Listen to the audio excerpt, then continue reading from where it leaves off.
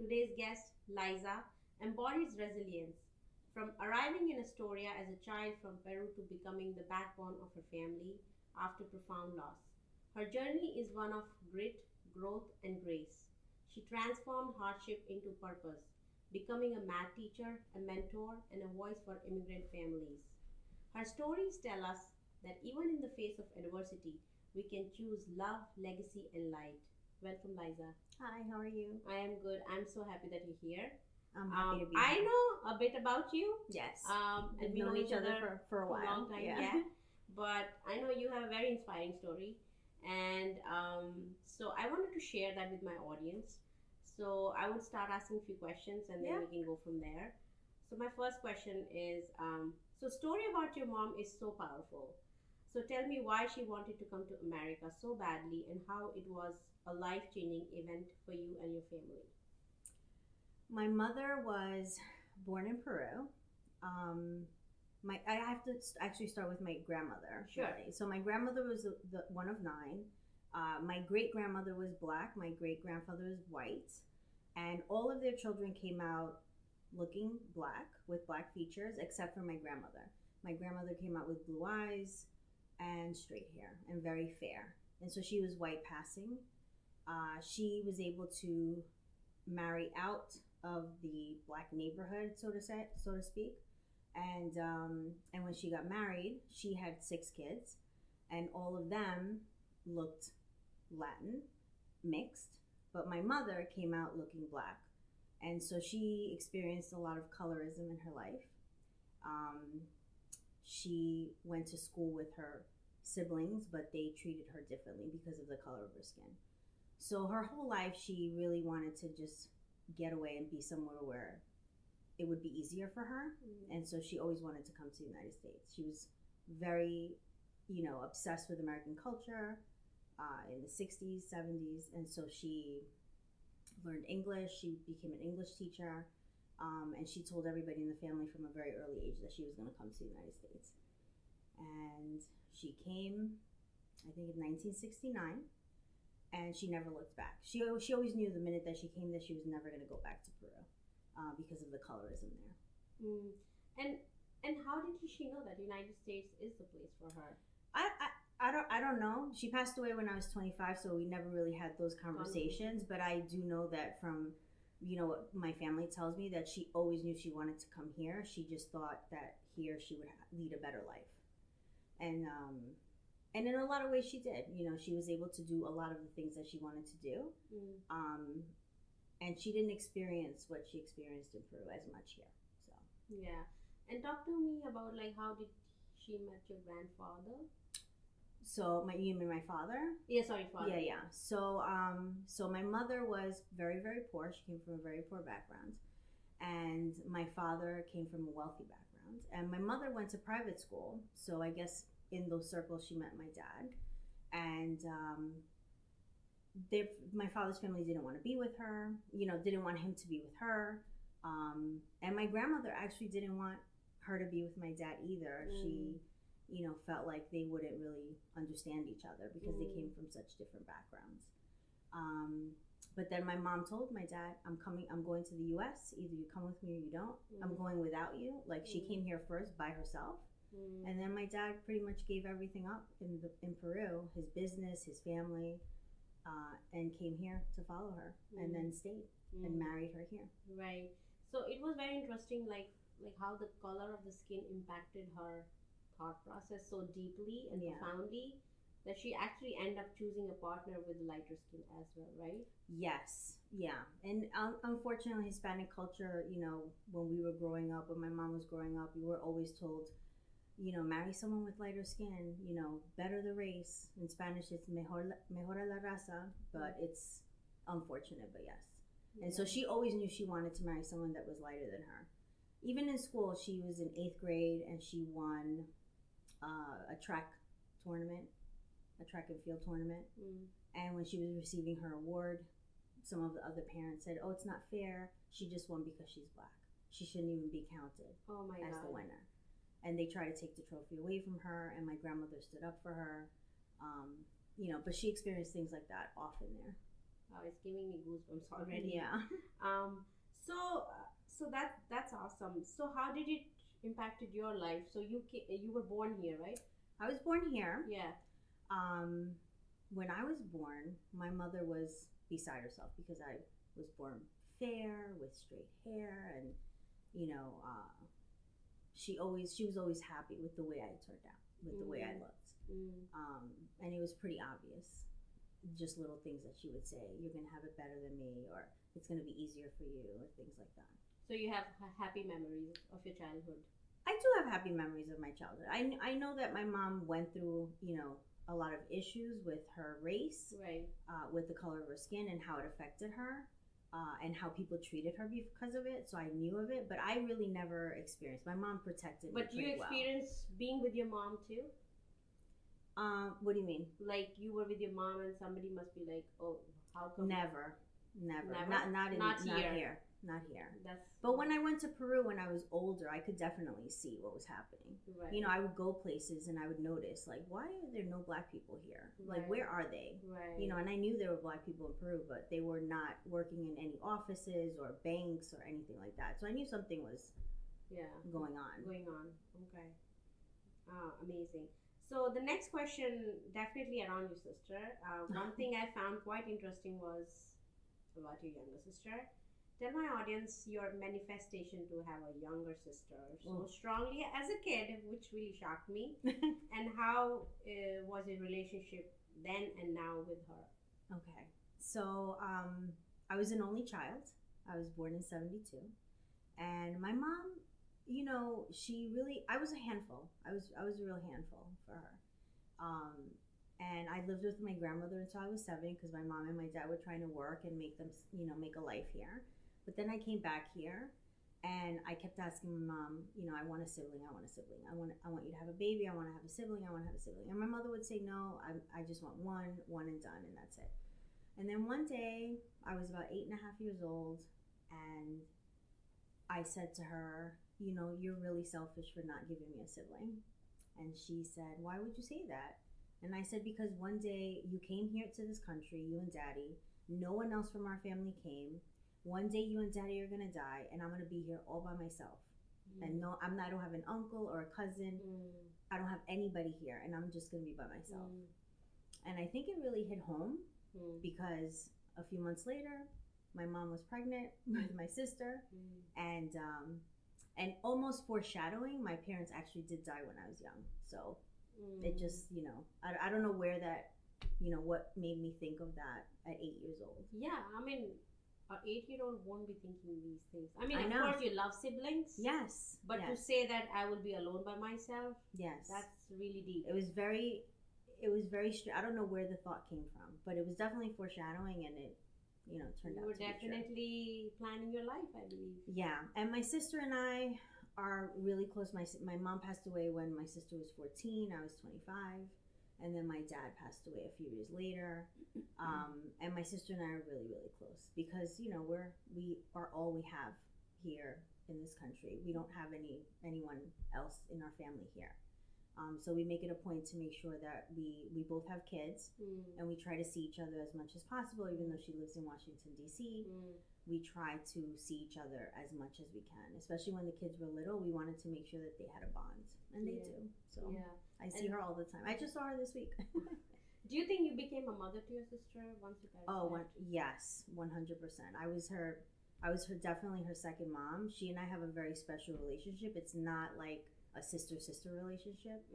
It's that plus, also like a little bit more. Yeah. But now, not so much because now she's, grown into such an amazing adult herself. So I feel that less and less over the years. Now I feel like we're just, equal, yeah. Yeah. But when she was younger, yes, I helped her with her prom, applying for college, getting her through high school, all that stuff. Yeah, I mean, that was one interesting thing I found when you were talking about her, that how your education was definitely different from hers and how you pave her path to help her. Yes. So get into a great college. Yeah. My sister, when my parents moved to Rosedale to buy, because they wanted to buy a house, that was where they could afford a house. So we moved there. Unfortunately, the high school that was you know, assigned to that address was Springfield Gardens High School. It was really not a great high school. I didn't really feel safe there, and I don't feel like I got the education that I deserved. And so college wasn't really something that I was looking forward to, like, you know, most kids do. And so I had a longer journey. But when it was time for my sister to go to high school, my mom was just going to send her to the same high school. And I said, no, I was much older. I was 10 years older. And I said, no, she needs to go somewhere else. So she ended up taking the exam for the specialized high school, high schools in New York City. And she got into Brooklyn Tech. And that kind of changed her life. You know, it changed. It was a fork in the road. She met different people. There were different expectations. It's a sister school of Howard, you mentioned. Oh no! Well, that was her college. So once she was in Brooklyn Tech, then when it was time for her to apply for college, she always got really good grades. And so I had a friend of mine. Her name was Rachel, and her parents were, you know, college professors, and so she knew a lot about colleges. And so she helped my sister apply to colleges and kind of recommended colleges that most people don't know about when you're an inner city kid that just, you know the colleges that are close to you. Right. And so she ended up going to Smith College, which was the sister school of Harvard. It's like a baby Ivy, yeah. And that was like the change in her life. After that, she, you know, they treated her really well. They gave her a full scholarship. And when she graduated, she's still very involved with Smith. She interviews kids that are trying to apply to the school, and she's always very involved in the alumni association. And now she's doing very well for herself, career-wise. She is. She's a senior vice president of underwriting for Merchant Capital, which is like a huge financial corporation. Look at you guys. I know, she's very fancy. That's so much fun. Yeah. So tracking back about your parents, I think my next question is about your parents passing away so early on. How did that happen, and what gave you the strength in those times, emotionally and financially?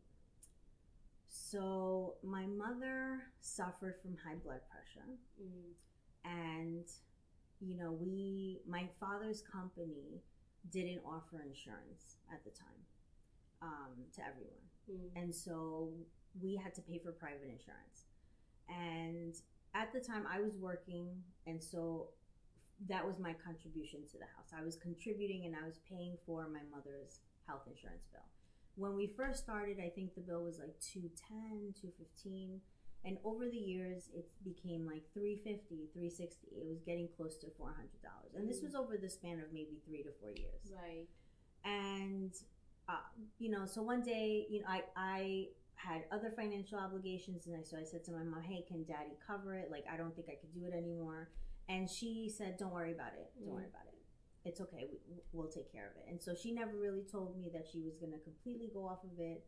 I thought she was going to figure out some other way to pay for it. So she stopped taking her medication.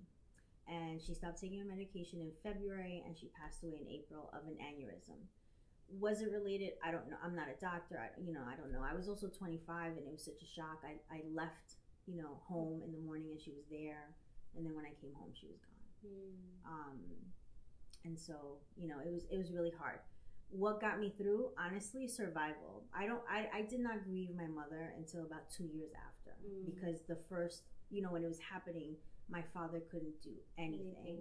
My sister was still going to school. She was a freshman in high school. And, you know, it was just hard. It was just hard. I also had a 6-month-old baby. Right. And so I was kind of like in survival mode. And so I was just getting everything together. I also had my grandmother who was in Peru who wanted to come to the funeral but didn't have the paperwork. My uncle, like, it was just, there was a lot of coordinating. Yeah. And so I just kept going, you know. I was just like, I still have to work, I still have to do things. But then about 2 years later, when everything was kind of settled down, like things were, you know, kind of going smoothly, that's when I really like grieved my mother. I remember you told me that how you felt guilty for all those years. I do. That I stopped paying for her insurance. And you didn't know that your mom actually gonna stop it. I didn't know. I didn't know. I mean, I was also, a very, young very woman. young, Yeah. a mother also, a young mother. Yeah. So I didn't know. And I also didn't know what effect that was going to have, her not taking her medication.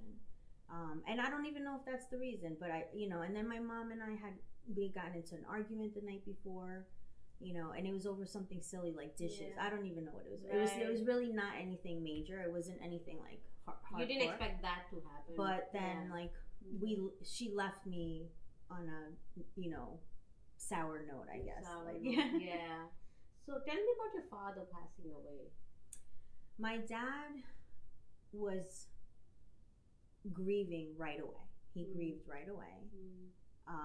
And he also felt guilty as well, not being able to provide enough. But honestly, I think he got sick from the grief. To be honest, he not too long after he developed liver cancer, and then it was like just a slow process of him, getting sicker and sicker. And it was, unfortunate. So who was supporting you emotionally at that time? Being a young mother, being like the only member. Nobody. So you were hustling yourself, basically. Yeah. And I was literally on survival mode. And I actually don't think I told you, everything came to a head when I turned 30. When I hit 30, I think my body, said you need to do something about this stress, because one day I was, I had dinner for my birthday. I was having dinner it was my birthday, and my heart started palpitating and it wouldn't stop. I ended up having to go to the hospital. Oh my God. I checked myself in, and they ran a whole bunch of tests, and they basically just told me, you are stressed out. Your body is in trauma. Yeah. And you need to release, either take care of the stress, remove the stress from your life, or figure out a different way to deal with it. And even when I was in the hospital, because at this point I didn't have insurance either, and even when I was in the hospital, I was worried. I was stressed out about the bill. Oh my God. That was going to come. Even though I knew I needed to be there, and they told me, they were like, we want you to stay for 2 days so that we can admit you and run tests. And I said, no, I can't stay. And they said, yeah, but we don't know what's wrong with you. And I'm like, no, but legit, I just cannot stay because I don't have the money for this bill. And I had to sign a whole bunch of papers to, basically sign my life away, saying that, like, if something happens to me, it's not their fault. Wow. But I couldn't stay. I knew I couldn't stay because I knew I couldn't pay that bill. Oh my goodness. So there was nothing that the government could do at that time for people like you? No, because I still made enough to not get help from the government, but at the same time, not enough to be able to pay the bill. Get properly checked. Yes. And could I have done it anyway and then just had the bill and figured it out afterwards? Probably. But at the time, the stress of having that bill was like worse than actually being in the hospital. And then when your father had the cancer, how did you guys cope up with his medical bills, I wonder? Well, no, my dad, once he stopped working, then the government took care of his health. Health. Yeah. Okay. Yeah. Okay. So emotionally, who gave you strength at that time? I mean, my uncle in Peru, my grandmother, I was still in touch with them. Okay. I would still talk to them. My son, kept me going. Like, I knew I had to keep going for him. My sister, was always there for me. And, I knew I could count on her. And she grew up really fast. And she did things that most kids her age wouldn't do. Like, if I needed her, if something was happening with the registration of my car, I would say to her, take all this paperwork and go get me a new license plate. Like, what 17-year-old? But she figured out. But she figured, and I wouldn't even say anything to her. I wouldn't like explain what you have to do because I myself didn't know. Correct. But I would say, this is what I need you to do, and she would go to DMV and do, she helped me. She supported me in doing things like that. Did you have like your community people around you at that time, or no? Like from your own community? Not really, because I worked in the city. Okay. I lived in Queens, and I really didn't stay in touch with anybody from the high school that I went to. Okay. So it just, I really never really made any close friendships with anybody in my community. Okay. Oh, I'm going to tell you another story. Sure. When we moved to Rosedale, right, we were It was I don't know if you've never probably never heard of it, but there was something called the White Flight in Rosedale. So Rosedale used to be an all Italian neighborhood, Right. and then little by little, black people started moving in, and then white people started moving out. And so we moved in just as the last of the white people were leaving. Okay. And so when we moved on the block, there was a police officer, a white police officer that lived a few doors down.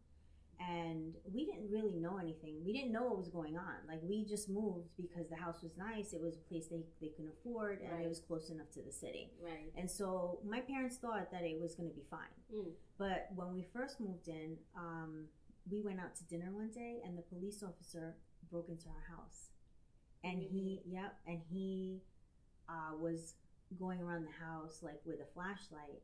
And then we got home while we see the flashlight going in, like going around. Oh, okay. And so my dad's like, what's going on? And so he honked the horn, and then the police officer came out, and he told my dad, oh, I saw something inside, and I was worried that somebody had broken in, so I went in to check to make sure it was okay. Okay. And so my dad was not a fighter. Like, he was a very docile man. And he said, oh, okay, no problem. Well, I hope you didn't find anything that you didn't want to see. We're just a regular family. Like, Right. we don't do anything wrong. Right. And so shortly after, the police officer's family moved away after that. Oh, okay. That was, Like an interesting incident, I believe. yeah. You can make up anything out of it. Exactly. Okay. A very, I think, like a solid theme of your story I found was your career. So your career changes have been bold. Give us a brief on how and why that happened. It's a big question. Yeah. Also, what all issues you found in your past school administration that push you to change your job, and also, according to you, how can we fix such circumstances to foster a more inclusive environment for our schools? So we can go piece by piece. Yeah. So when I graduated from Peru College, I majored in international marketing and finance. I chose that field because I was interested in business, but I also wanted to travel. I just want to let my audience know, when you graduated from school, high school, you didn't do the college right after. No, I didn't. I graduated high school when I was 16 years old. Right. I was very young because I started a year early. When I came here when I was 7, they put me in a higher grade, and then I was accepted into a specialized program that was, around in the 80s, and it was where you did 7th, 8th, and 9th grade in 2 years instead of 3. Right. And I'm a November birthday, so basically I graduated high school when I was 16 years old, way too young. And so at the time, I was not interested in going to college. I knew myself that I was not emotionally ready to be in college. And my mother kept pushing me. And then finally I said to her, do you really want me to be around 19-year-old boys?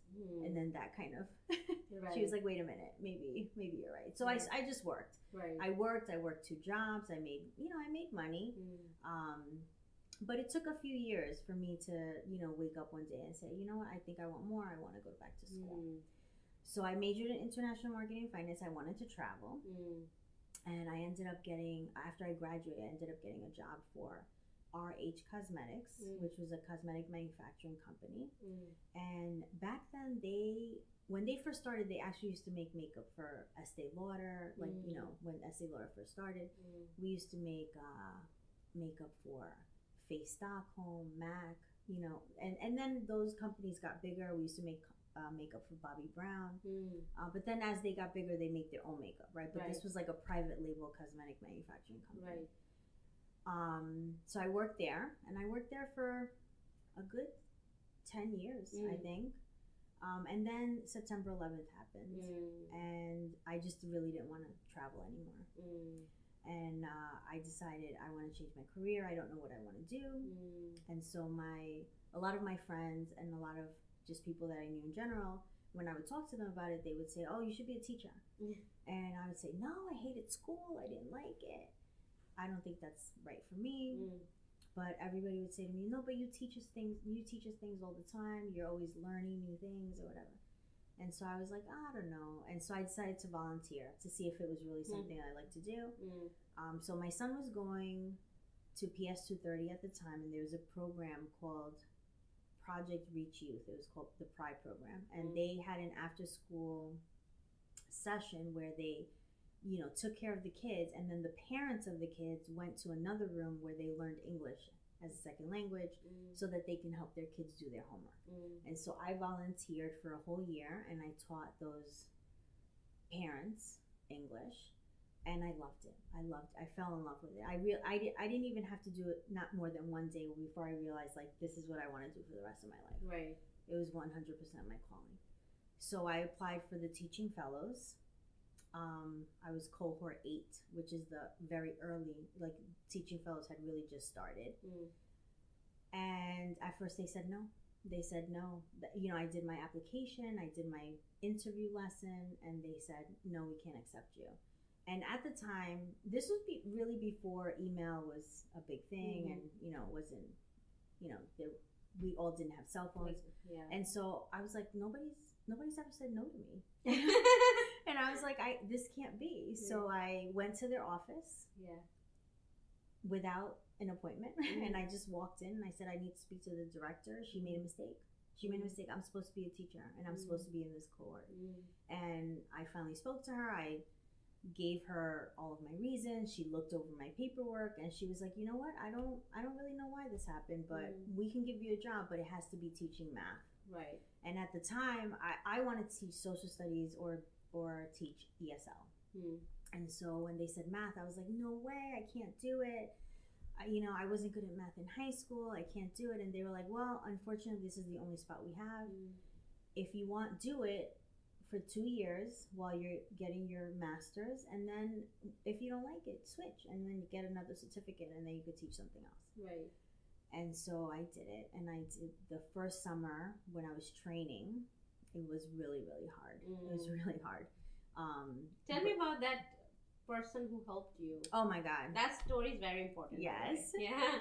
So when you become a teaching fellow, over the first summer that you start, you get training. And you get training on 2 things. You get training on the content, what you're going to be teaching, and on how to teach. Right. So the how to teach, I was fine.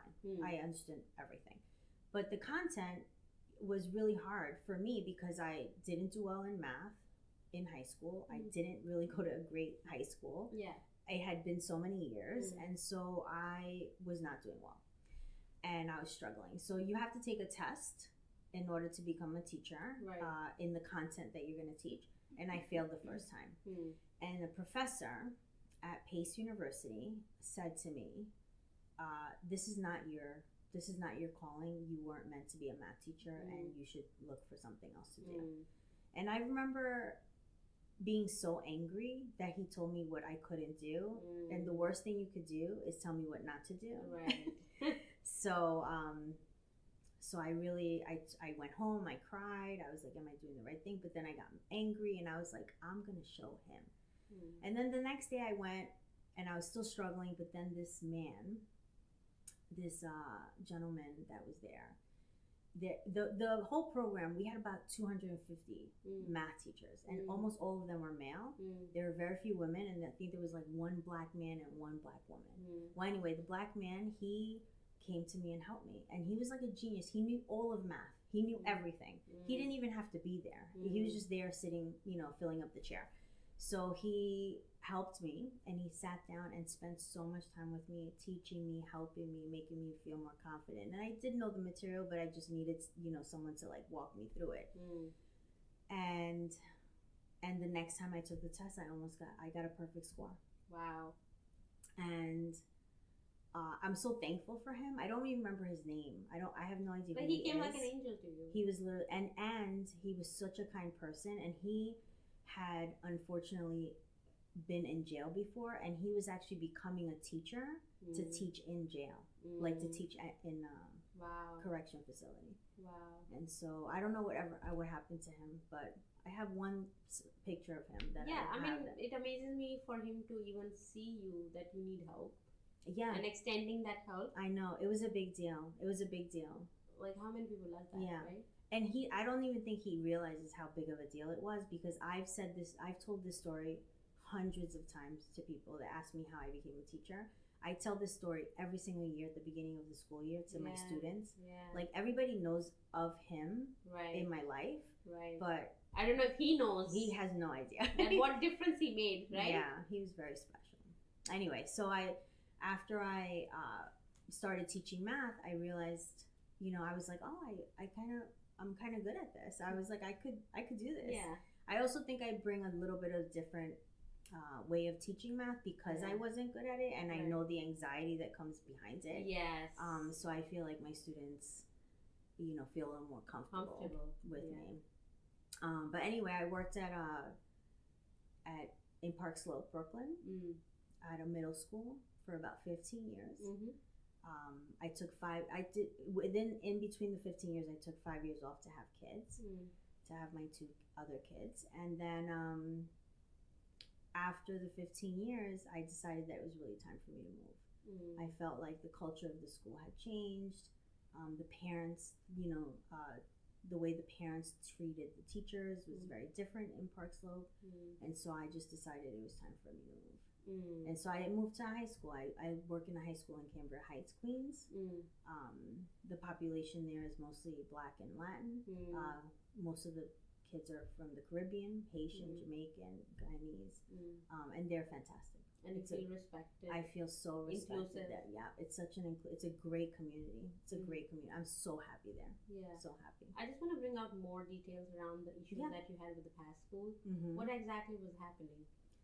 So I felt like the PTA was really taking control of the school, and things were happening where the PTA was really pressuring the teachers, and the admin to do things that weren't necessarily in the best interest of the entire school. If anybody's ever watched, the podcast Nice White Parents, it was kind of like that. It was that kind of level of influence that they had.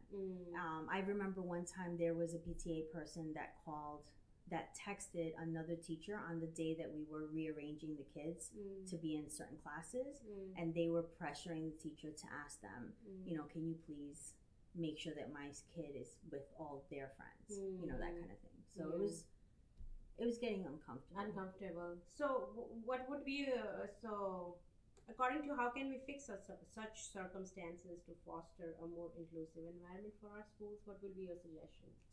I think you really have to think about who's volunteering for the PTA and be more inclusive within the PTA. Like, unfortunately, on my last school, the only PTA members were of a certain demographic. Right. And it wasn't. I feel like it should be, if the school is made up of, these different types of people, then that's what the PTA should be made up of. And that way, everybody's kind of looking out for their best interest. Yeah, their own people. But can I actually, what I've heard from people who majority take care of the PTA, they think other parents from other demographics are not actually contributing, not coming up and raising hands to be part of it. But I also feel it's part of it because they don't feel like they can, right? Things aren't translated, or they're, not invited in certain, like, I'll give you a perfect example. The Mexican Mother's Day is May 10th, no matter what. If it's on a Monday, May 10th is Mother's Day is on a Monday. If it's on a Wednesday, whatever. And so for many, many years at my school, even though a large percentage of the students were Mexican, when they had their Mother's Day boutique sale, they always had it the Friday before Mother's Day here, and never adjusted if May 10th fell before that. And so, even that tiny little act of, like, if there was a Mexican person on the PTA, they would have said, hey, Mother's Day for us is on May 10th, can we do it the week before, like, or something like that, or can we have 2, or can we save some for the kids that want to buy early for May 10th, or something, but that's what I mean. I feel like, but I think that's the beauty of America overall, that we really respect every culture and ethnicity. And when that doesn't happen, then you become a little uncomfortable. Because everybody needs a seat at a table, right? And we should be inclusive. So a very interesting story again. Your life is full of stories. People tell me I should have written a book. You should. Your husband has been a blessing in your life, according to you. Tell us, how did you guys meet and what value he brought to your life? So My father was in the hospital. He was in hospice actually. He was, close to dying. And at that point, I was living in Brooklyn, and I was driving into Queens every single day to visit him. And I was getting into the car. Yeah, I was about to get into the car. I was running a little late, and I called him. It was a Tuesday. And I said, Dad, I'm running a little bit late, but I'm heading over now. And then he said to me, you know what? Don't come today. I'm really tired. I'm going to take a nap. I've been up all day. Why don't you come tomorrow? And I said, but Dad, I'm already dressed. I'm ready to go. And he said, no, come tomorrow. He said, why don't you go out with Evelyn? And it was odd because Evelyn is a friend of mine, but she's a friend that I made as an adult. She wasn't one of my childhood friends. And so my dad didn't really know her. Like, he knew of her, but he never really knew her. Yeah. And so if he would have said any of my other friends' names, I wouldn't have thought anything about it, and I would have just hung up. But the fact that he said Evelyn just like kind of made me think, why would he say that? Yeah. And so I called my friend Evelyn and I said, hey, isn't that weird that my dad said that? And she's like, well, what do you know? Like, I am going out. It was a Tuesday, and she was like, I'm getting a bunch of friends together. We're going to the Copacabana. Right. And at that time, the Copacabana was on 34th Street. And so she said, come. And I was like, no, I'm tired. And she's like, come on, you're going to go out. You're going to go to Queens anyway. Just come for dinner and a little bit of dancing on a Tuesday. And I was like, okay, fine. So I went, and that's where I met my husband. We talked, we met, and I knew that there was something special about him. And I danced so much that night. And then I went home, and the next day, that morning, my dad passed away. And I always feel like my dad put my husband in my path. My husband's amazing. He's been such a big support for me, and he's great. He's wonderful. We met him. Yes. He's wonderful. Yeah. So special. So I think my last question for you, Liza, is looking back, what life lesson you learned that you will pass on to your kids and grandkids as well? Life lesson. I think to always try. I was just talking to my husband about this today. Oh, really? This morning. Not because of the podcast, but just like in general. Right. Have empathy. Like, put yourself in other people's shoes. Remember where you came from, like, your situation and where you are, what you can do, not everyone can do, because everybody's had a different experience. Correct. So not everybody can, do certain things that you can do, just based on like who's around them, what support systems they have, what trauma they've had, etc. Right. So. Right. How lovely. I want to end my podcast with a beautiful quotation that I have for Liza is, we inherit resilience not through blood, but through the stories, sacrifices, and love passed down to us. I love it. Thank you. Thank you for coming and sharing your story with us. It was amazing. Thank you. Thank you.